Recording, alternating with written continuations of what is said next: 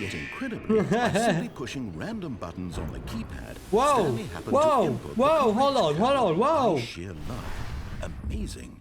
He stepped into the newly opened passageway. Is it the Batcave? Am I Bruce Wayne? Hello? Yo, what's going up, guys? Welcome back to the Cody Show. Welcome back to a new video. We are playing the Stanley Parable Ultra Deluxe. I don't know what Ultra Deluxe means, but I know that Stanley Parable is a very, very funny game. Let's start the game. Okay. Hello? I hate Mondays. Computer. I cannot do anything. Hello? 428, 428, 429. I am 427. Okay. All of his co-workers were gone. What could it mean? Stanley decided to go to the meeting room. Perhaps he had simply missed a memo. Okay, I'm Stanley. Hello, and who are you? Decided to go to the meeting room. No matter how hard Stanley looked, he couldn't find a trace of his co-workers. Hello? Co-workers? Please close, please shut your PC down before you go, okay? Because someone has to pay the bills. When Stanley came to a set of two open doors, he entered the door on his left. Okay, so this is like a typical, I would say, Stanley Parable situation. He says, I go to the left. But what happened when I go to the right? This was not the correct way to the meeting room, and Stanley knew it perfectly well. Perhaps he wanted to stop by the employee lounge first, just to admire it. Hey, everything is closed, bro. Hello? Yes, truly a room worth admiring. It had really been worth the detour after all, just to spend a few moments here in this immaculate, beautifully constructed room. Stanley simply stood here, drinking it all in. Coffee nut. Yes, really, really worth it being here in the room. A room so utterly captivating that even though all your co-workers have mysteriously vanished, here you sit looking at these chairs and some paintings. Really worth it. Let's go. At this point, but eager to get back to business, Stanley took the first open door on his left. Okay, let's do what he says. And so he detoured through the maintenance section, walked straight ahead to the opposite door, and got back on track.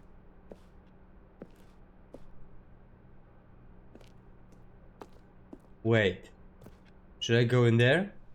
I would love to see what there is. Come close. Yet there was not a single person here either. Feeling a wave of disbelief, Stanley decided to go up to his boss's office, hoping he might find an answer there. Okay, get Chris out of the broom closet. Hire someone to synergize papers. Papers are too synergized. Fire paper guy. Hire somebody to fire the paper synergizing guy. Who moved my desk? Oh, I can go into the closet room. Hello Stanley there. stepped into the broom closet, but there was nothing here, so he turned around and got back on track. What did you say if I'm not going back? There was nothing here. No choice to make, no path to follow, just an empty broom closet. No reason to still be here. Come on, give me more, give me more. It was baffling that Stanley was still just sitting in the broom closet. He wasn't even doing anything. At least if there was something to interact with, he'd be justified in some way. As it is, he's literally just standing there doing sweet FA. What is FA? What is FA, dude? Are you really still in the broom closet? Standing around doing nothing? Why? Please offer me some explanation here. I'm genuinely confused. Let's go. Coming to a staircase, Stanley walked upstairs to his boss's office. No, I don't want to my boss. I don't like my boss. But Stanley just couldn't do it. He considered the possibility of facing his boss, admitting he had left his post during work hours. He might be fired for that. And in such a competitive economy, why had he taken that risk? All because he believed everyone had vanished? His boss would think he was crazy. And then something occurred to Stanley. Maybe, he thought to himself, maybe I am crazy. All of my co-workers blinking mysteriously out of existence in a single moment for no reason at all. None of it made any logical sense. And as Stanley pondered this, he began to make other strange observations. For example, why couldn't he see his feet when he looked down? Why did doors close automatically behind him wherever he went? And for that matter, these rooms were starting to look pretty familiar. Were they simply repeating? No, Stanley said to himself, this is all too strange. This can't be real. And at last, he came to the conclusion that had been on the tip of his tongue. He just hadn't found the words for it. I'm dreaming, he yelled. This is all a dream. Oh, this doesn't look like a dream, bro. Felt to have finally found an answer. This looks very real for me. His co-workers weren't actually gone. He wasn't going to lose his job. He wasn't crazy after all. So, he imagined himself flying and began to gently float above the ground. What? Then he imagined himself soaring through space on a magical starfield, and it too appeared. It was so much fun, and Stanley marveled that he had still not woken up. How was he remaining so lucid? So it is a dream. And then perhaps the strangest question of them all entered Stanley's head. One he was amazed he hadn't asked himself sooner. Why is there a voice in my head dictating everything that I'm doing and thinking? Yeah, that's exactly. Now the voice was describing itself being considered by Stanley, who found it particularly strange. I'm dreaming about a voice describing me, thinking about how it's describing my thoughts, he thought. And while he thought it all very odd and wondered if this voice spoke to all people in their dreams, the truth was that, of course, this was not a dream. How could it be? Was Stanley simply deceiving himself, believing that if he's asleep, he doesn't have to take responsibility for himself? This voice was a part of himself too. Surely, if he could just... He would prove it. He would prove that he was in control, that this was a dream. So he closed his eyes gently, and he invited himself to wake up. He felt the cool weight of the blanket on his skin, the press of the mattress on his back, the fresh air of a world outside this one. Let me wake up, he thought to himself. Come on, bro. Wake up. I'm through with this dream. I wish it to be over. Let me go back to my job. Let me continue pushing the buttons. Please. It's all I want. Yeah. I want my apartment and my wife and my job. All I want is my life exactly the way it's always been. My life is normal. I am normal. Everything will be fine. I don't think so, buddy. I am okay. Ha! Told you, bro. Stanley began screaming. Please, someone wake me up. My name is Stanley. I have a boss. I have an office. I am real. Please, just someone tell me I am real. I must be real. I must be. Can anyone hear my voice? Who am I? Who am I? Yo! And everything went black. What the helly? Oh, hello there. Here we are again. All of his co-workers were gone. What could it mean? Stanley decided to go to the meeting. Turn your PC Perhaps off. He had simply missed a memo. I told you to turn the PC off. You are not going pay. You are not to pay. You are not going to pay the bills, and you are also not going to pay the bills. Oh, 420. Stanley went around touching every little thing in the office, but it didn't make a single difference, nor did it advance the story in any way. When Stanley came to a set of 2 open doors, he entered the door on his left. Okay, let's go this to the left this time. Wait, I was here before. Yet there was not a single person here either. Feeling a wave of disbelief, Stanley decided to go up to his boss's office, hoping he might find an answer there. Coming to a staircase, Stanley walked upstairs to his boss's office. Okay. Hello? Stepping into his manager's office, Stanley was once again stunned to discover not an indication of any human life. This is crazy. Shocked, unraveled, Stanley wondered in disbelief who orchestrated this. What dark secret was being held from him? What he could not have known was that the keypad behind the boss's desk guarded the terrible truth that his boss had been keeping from him. And so the boss had assigned it an extra secret PIN number, 2845. But of course, Stanley couldn't possibly have known this. Yet incredibly, by simply pushing random buttons on the keypad, Stanley happened to input hold on, by sheer luck. Amazing.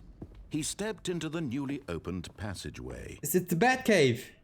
Am I Bruce Wayne? Hello?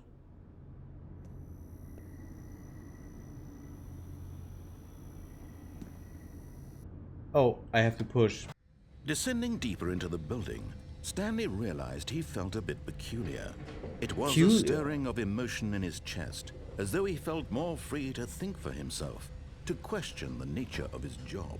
Why did he feel this now, when for years it had never occurred to him?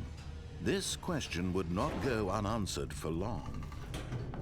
Okay. Stanley walked straight ahead through the large door that read Mind Control Facility. Escape? I don't know, should I do something else? Yeah, I know that.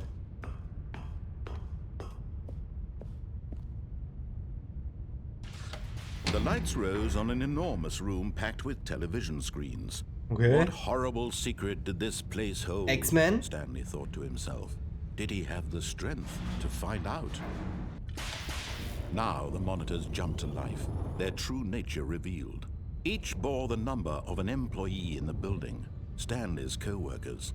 The lives of so many individuals reduced to images on a screen, and Stanley, one of them, eternally monitored in this place where freedom meant nothing. Fired.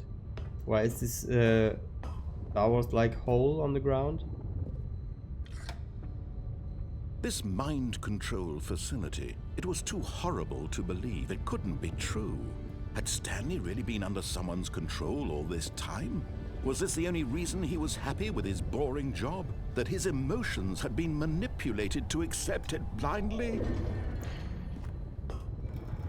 No. He refused to believe it. He couldn't accept it. His Bro, own what is this life game? in someone else's control? Never. It was unthinkable. Wasn't it? Was it even possible? Had he truly spent his entire life utterly blind to the world? But here was the proof. The heart of the operation. Controls labeled with emotions. Happy, or sad, or content. For he would dismantle the controls once and for all. Say what? Everything is offline. Bro, why am I so fast in this game? It feels And like when I'm at so last he fast. found the source of the room's power, he knew it was his duty, his obligation. Oh, Stanley, you didn't just activate the controls, did you? After they kept you enslaved all these years, you go and you try to take control of the machine for yourself. Is that what you wanted? Control? Oh, Stanley, I applaud your effort, I really do. But you need to understand, there's only so much that machine can do. You were supposed to let it go, turn the controls off, and leave. If you want to throw my story off track, you're going to have to do much better than that. I'm afraid you don't have nearly the power you think you do. For example, and I believe you'll find this pertinent, Stanley suddenly realized he had just initiated the network's emergency detonation system. In the event that this machine is activated without proper DNA identification, nuclear detonators are said to explode, eliminating the entire complex. How long until detonation then? let's say, 2 minutes. Ah, now this is making things a little more fun, isn't it, Stanley? It's your time to shine. You are the star. It's your story now. Shape it to your heart's desires. Oh, this is much better than what I had in mind. What a shame we have so little time left to enjoy it. Hold on, what am I have to do? What's that? You'd like to know where your co-workers are? A moment of solace before you're obliterated? My goodness, only 34 seconds left. But I'm enjoying this so much. You know what? To hell with it. I'm going to put some extra time on the clock. Why not? I mean, look at you. Running from button to button, screen to screen, clicking on every little thing in this room. These numbered buttons. No, these colored ones. Or maybe this big red button. Or this door. Everything, anything, something here will save me. Why would you think that, Stanley? That this video game can be beaten? Won? Solved? Do you have any idea what your purpose in this place is? Stanley, you're in for quite a disappointment. But here's a spoiler for you. Bro, that timer is this feels like already endgame. Moving along. It's just seconds ticking away to your death. And believe me, I will be laughing at every second of your inevitable life from the moment. Or maybe this is intended to happen. I say happily ever up.